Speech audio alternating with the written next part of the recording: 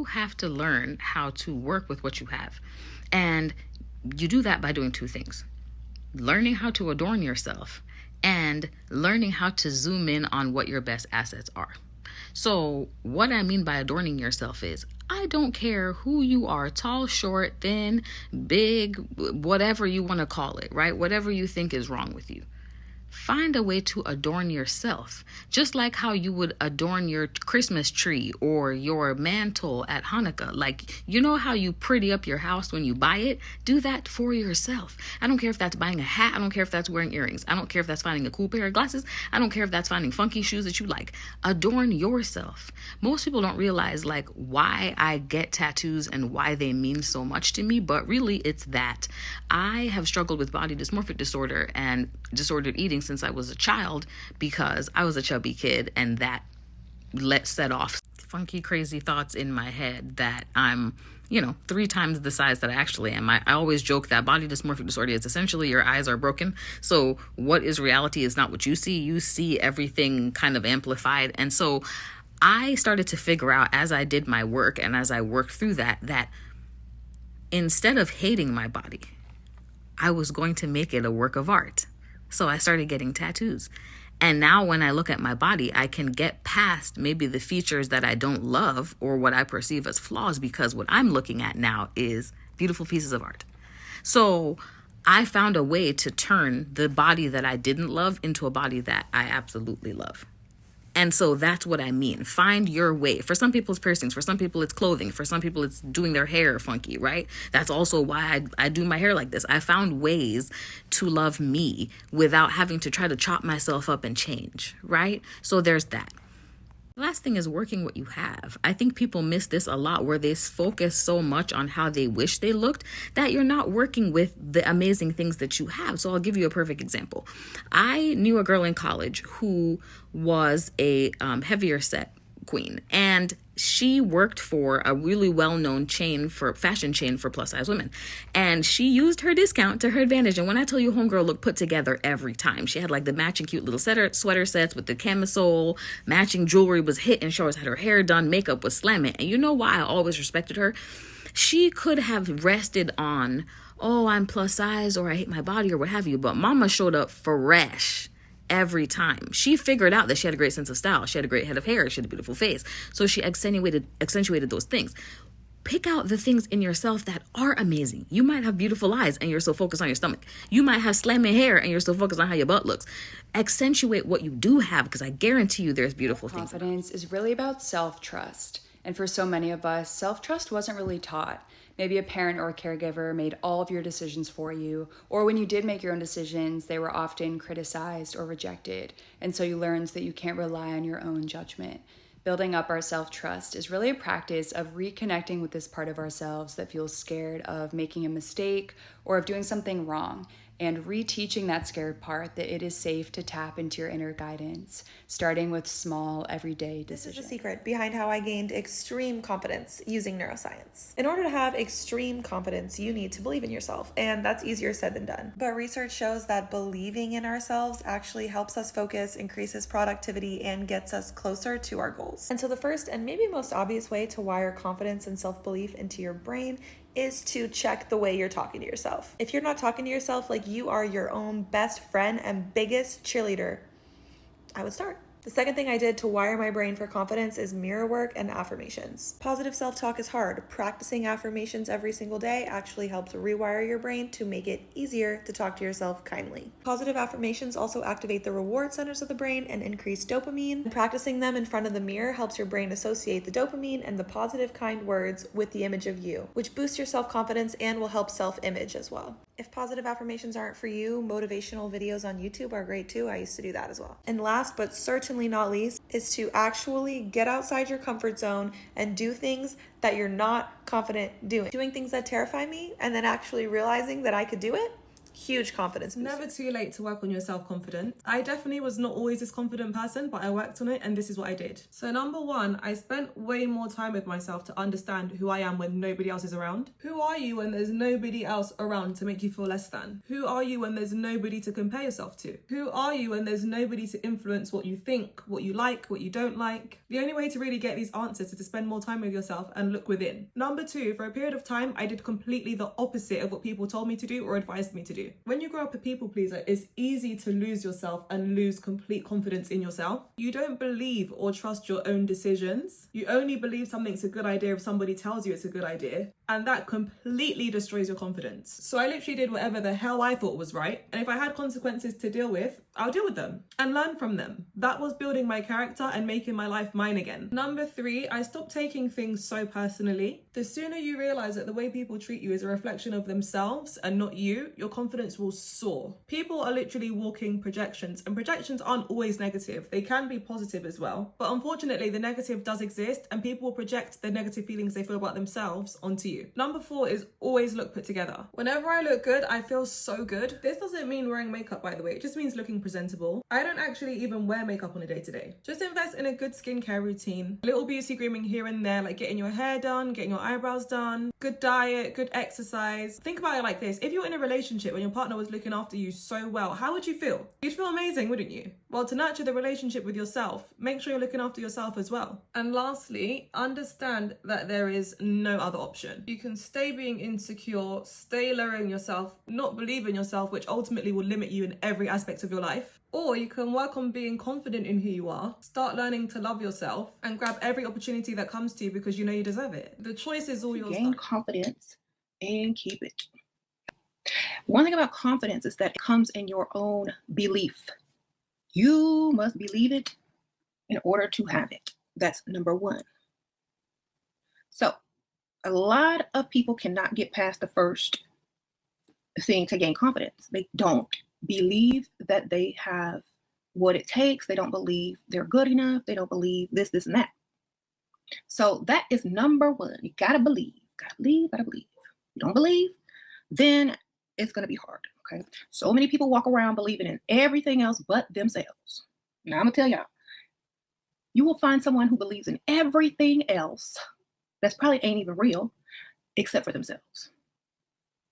Okay, they will believe someone that they don't even know said. They will believe in something that they don't even really know exists. They will believe somebody can do something better than them, and they have not even tried. So, number one is belief.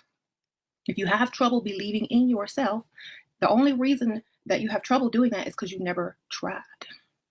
Okay, you never really tried. You've never done something to where you kept going until you were successful.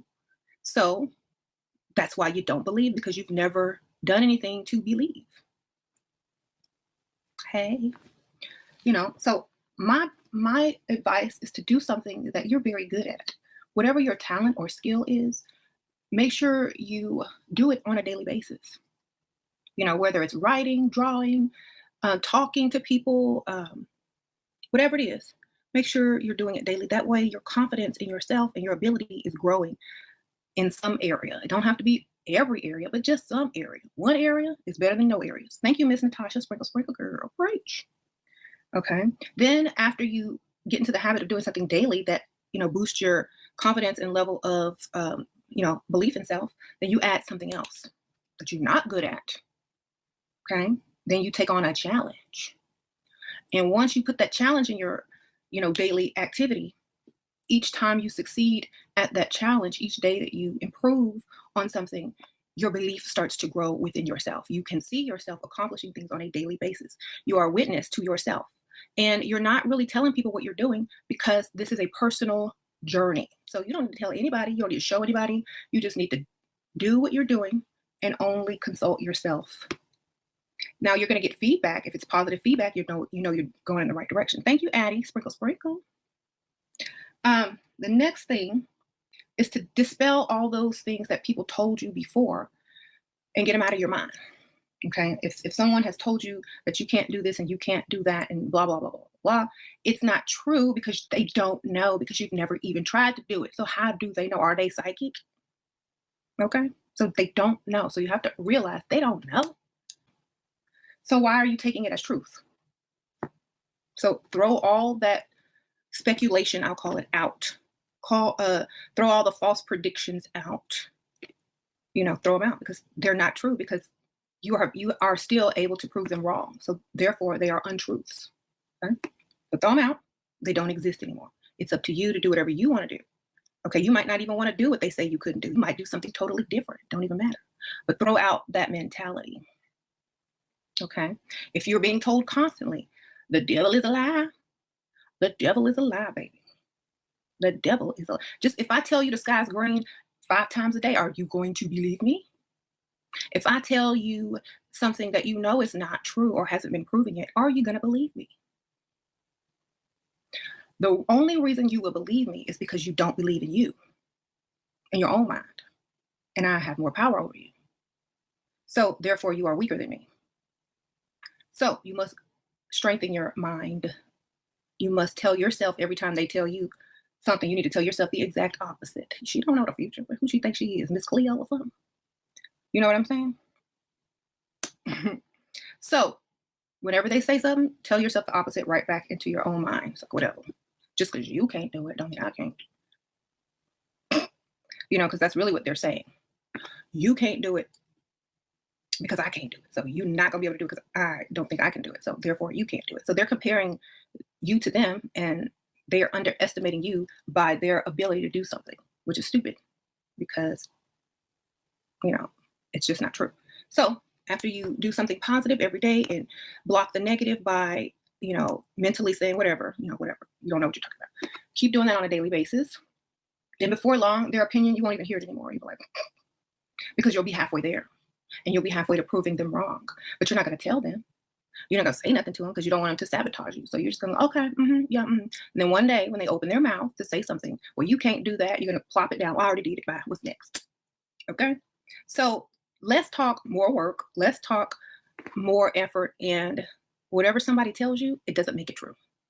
Okay? It don't make it true. No matter what, no matter how many times they say it, it's still not going to be true unless you allow it to be true. So get rid of all of that. Doesn't even matter. I don't care who's telling you that. My mom has told me stuff that I would laugh at. And we as parents, because I'm a parent, if I tell my daughter she can't do something and she knows she can do it, it doesn't mean I'm right. It means I don't think she can do it, but she does. So she's going to put more effort into that and do it. Maybe there's a part of her that I'm not aware of that's deep down inside that's going to push her to that next level. I don't know. So even I can't tell my own kids they can't do something because I'm wrong.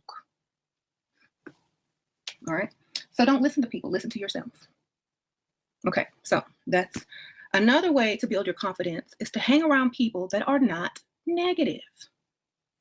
Get away from negative people. We already know that. That's an easy one. Okay. So stay away from negative people. If you can't, don't listen to them and block them out, like I said earlier.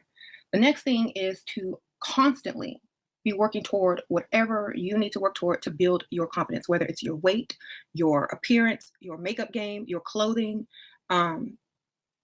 your speech, whatever it is, or all of the above. Work on it daily.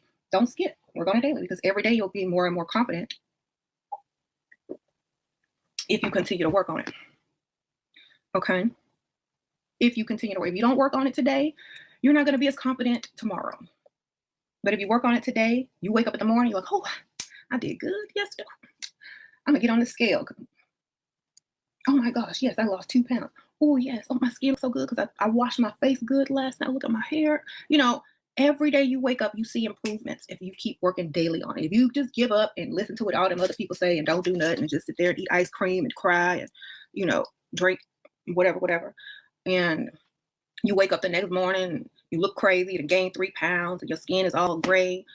You're going to feel a lack of confidence, especially when you leave your house. You're like, oh, I don't look good today. Oh, I shouldn't have ate that last night. Or, oh, I shouldn't have did that. This is the whole thing. I wonder if people can tell that I gained 5. This is what you're going to be thinking all day.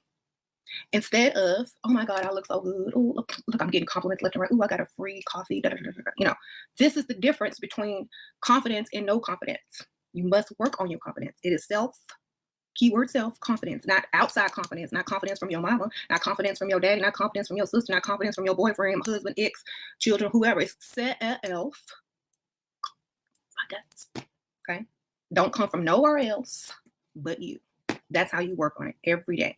And if you try to blame anybody else for your lack of self-confidence, it's because you are not trying to build your self-confidence. You are looking for excuses to not build it.